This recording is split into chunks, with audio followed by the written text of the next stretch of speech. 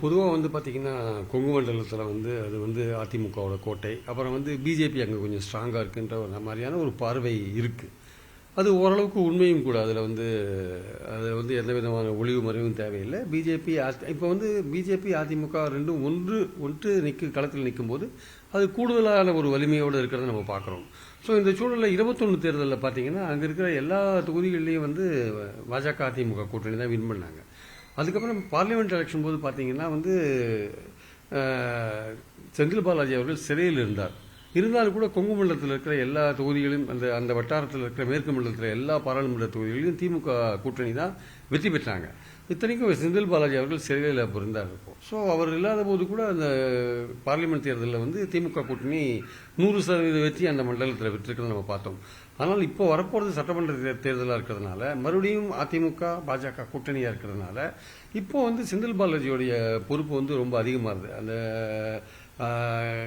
டெஃபினட்டாக அந்த அங்கே கோவை மாவட்டத்தில் இருக்கிற ஒரு 10 தொகுதிகள், நாமக்கல் இந்த பகுதியில் இருக்கிற தொகுதிகள், இதெல்லாம் நீங்கள் வெற்றி பெற வேண்டிய ஒரு கட்டாயம் இருக்கிறதுனால அவர் தீவிரமாக ஒரு களப்பணி ஆற்றி கொண்டிருக்கிறார். அவர் அமைச்சர் பதவியிலிருந்து எடுத்த பிறகு அவர் கிட்டத்தட்ட ஆல்மோஸ்ட் கொங்கு மண்டலம் பகுதிகளில் தான் வேலை செஞ்சிட்டு இருக்காரு.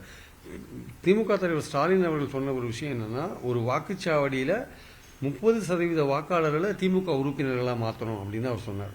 ஸோ அவர் சொல்றாரு 40% பேரை நான் உறுப்பினர்களாக மாற்றுறேன். அவர் ஒரு டார்கெட் வச்சு வேலை செய்கிறார்.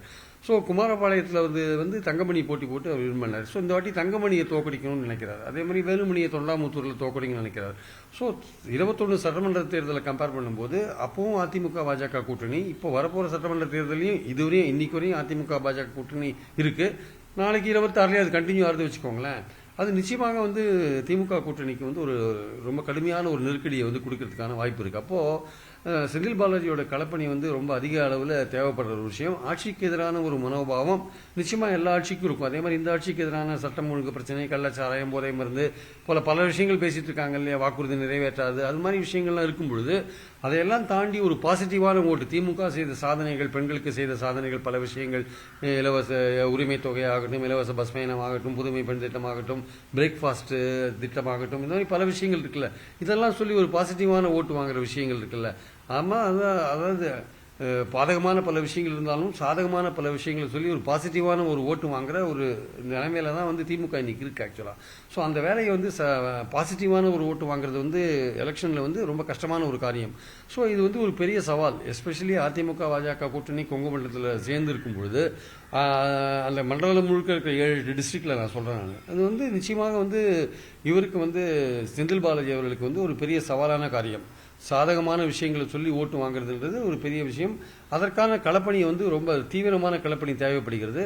அவர் பார்லிமெண்ட் எலெக்ஷன்ஸ்ல அவர் உள்ள இருந்த போதே கொங்கு மண்டலத்தில் எல்லா பகுதிகளிலும் திமுக வெற்றி பெற்றது ஒரு கூடுதல் அட்வான்டேஜா இருந்தா கூட சட்டமன்ற தேர்தல் என்பது வேறு. அதிலும் பாஜக அதிமுக கூட்டணியை வெல்வது என்பது அது நிச்சயமாக ஒரு கடும் போராட்டம் நடத்த வேண்டிய கட்டாயத்தில் செந்தில் பாலாஜி இருக்கார். எஸ்பெஷலி ஆளுங்கட்சிக்கு எதிரான ஒரு மனோபாவம் இருக்கிற இடத்துல அதெல்லாம் மாற்றி ஒரு சாதகமான ஓட்டுகள் வாங்க வேண்டிய சூழல் இருக்கிறதுனால இது ஒரு பெரிய சவாலை செந்தில் பாலாஜி சந்திக்கிறார் என்பது என் கருத்து.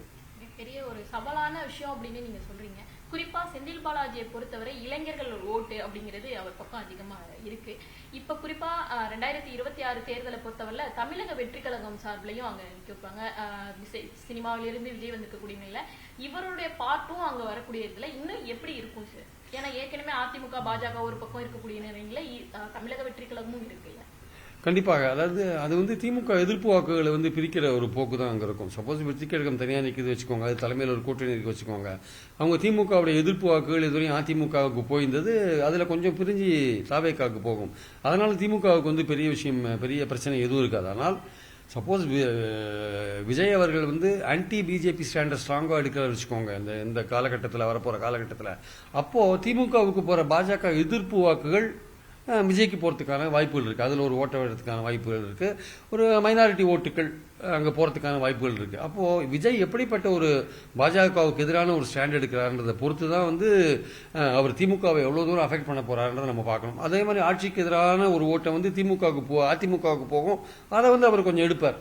அதில் ஒன்றும் சந்தேகம் கிடையாது. அவருடைய ரசிகர்கள் கொஞ்சம் இருப்பாங்க, ஆனால் அவருடைய எல்லா ரசிகர்களும் ஒரு ஓட்டு போடுவாங்களான்றது இப்போ நம்ம சொல்ல முடியாது. அவரோட எல்லா ரசிகர்களும் வெவ்வேறு கட்சிகளில் கூட இருக்கலாம், அவருடைய அரசியல் நிலைப்பாடு ஒத்துக்காதவங்க கூட நிறைய பேர் இருக்கலாம். ஸோ அப்படிலாம் இருக்கும்போது அவருடைய ஓட்டு வங்கின்றது வந்து ஒரு யூகத்துக்கு உட்பட்ட ஒரு விஷயமா இருக்கு, ஒரு ஹைப்போதட்டிக்கலா இருக்குது, யூகத்துக்கு உட்பட்ட ஒரு விஷயமா இருக்கு. அதனால இதெல்லாம் இப்படிலாம் வரதுக்கான வாய்ப்பு இருக்கு. அதாவது திமுக எதிர்ப்பு ஓட்டுல கொஞ்சம் வாங்குறதுக்கான வாய்ப்பு இருக்கு. கடுமையான பாஜக எதிர்ப்பு நிலை எடுத்தா திமுகவுக்கு போற பாஜக எதிர்ப்பு ஓட்டை வாங்குறதுக்கான வாய்ப்பு இருக்கு. அதே மாதிரி அவர் ரசிகர்கள் ஓட்டு வாங்குறதுக்கான வாய்ப்பு இருக்கு. அப்படிலாம் நம்ம சொல்லலாமே தவிர எக்ஸாக்டா கிரவுண்ட் லெவல்ல வந்து இதுவரையும் அவர் வந்து கிரவுண்ட் லெவல்ல இன்னும் போகாத இருக்கார். அவர் வந்து இன்னும் மக்கள்கிட்ட வந்து மூவ் பண்ணாத இருக்கார். இன்னும் ஒரு க்ளோஸ்டு டோர் மீட்டிங்லேயே அரங்க கூட்டத்திலலாம் பேசிட்டு தான் இருக்காரே தவிர மக்கள்கிட்ட போகாத இருக்கார். இன்னும் 2 கோயம்புத்தூர்ல ஒரு பூத் கமிட்டி மீட்டிங் நடத்தினாரே தவிர இன்னும் அடுத்து ஃபர்தரா நடத்தல. ஸோ அடுத்து அவர் மக்கள்கிட்ட போகும்போது அவர் எப்படிப்பட்ட ஆதரவை பெறுகிறார், அவருக்கு எப்படிப்பட்ட ஒரு ஆதரவு கிடைக்குது, இளைஞர்கள் ஆதரவு எப்படி இருக்கு, இளைஞர்கள் பெரும்பான்மையோர் அவர் பக்கம் இருக்காங்கன்னு ஒரு பார்வை இருந்தா கூட ஒட்டுமொத்த இளைஞர்களும் அவர் பக்கம் இருக்காங்களா இல்லையானது ஒரு கேள்விக்குறி. அதாவது திமுகலையும் வந்து இளைஞரணியை போட்டு அதை ஸ்ட்ராங் பண்ணி அவங்க இளைஞர்களை வந்து ஒன்றுபடுத்திட்டு இருக்காங்க ஒரு பக்கம். அதனால வந்து நம்ம ஒட்டுமொத்தமா எல்லா இளைஞர்களும் வந்து விஜய் பக்கம் இருக்காங்கன்னு சொல்ல முடியாது. அவர் ரசிகர்களும் அவருக்கு ஓட்டு வங்கியாக மாறுவார்களா இல்லையான்றத ஒரு கேள்விக்குறியா நம்ம பார்க்கிறோம். ஸோ அவரை பொறுத்தமட்டும் விஜய் வந்து அவர் வந்து பிரிக்கிற ஓட்டுகள் வந்து பாஜக எதிர்ப்பு ஓட்டுகள் திமுகவுக்கு போறத பெருமளவு பிரிச்சாருன்னா அது திமுகவுக்கு ஒரு பாதிப்பை உண்டாக்கும். ஆனா அந்த பாஜக எதிர்ப்பு நிலையை வந்து அவர் எடுப்பாரா, அவ்வளவு தீவிரமா வந்து விஜய் எடுப்பாரான்றது ஒரு கேள்விக்குறி. ஸோ அவர் வந்து கிரவுண்ட்ல இறங்கி போகும்போது அவருடைய பிரச்சாரத்தை வச்சுதான் நம்ம ஃபர்தரா பார்க்க முடியும். ஆனா எப்படி பார்த்தாலுமே எந்த வகையில் பார்த்தாலுமே கொங்கு மண்டலம் என்பது திமுகவிற்கு வந்து ஒரு நிச்சயமா ஒரு சேலஞ்சிங்கான ஒரு சவாலான ஒரு இடம் தான் என்பதில் எந்த சந்தேகமும் கிடையாது.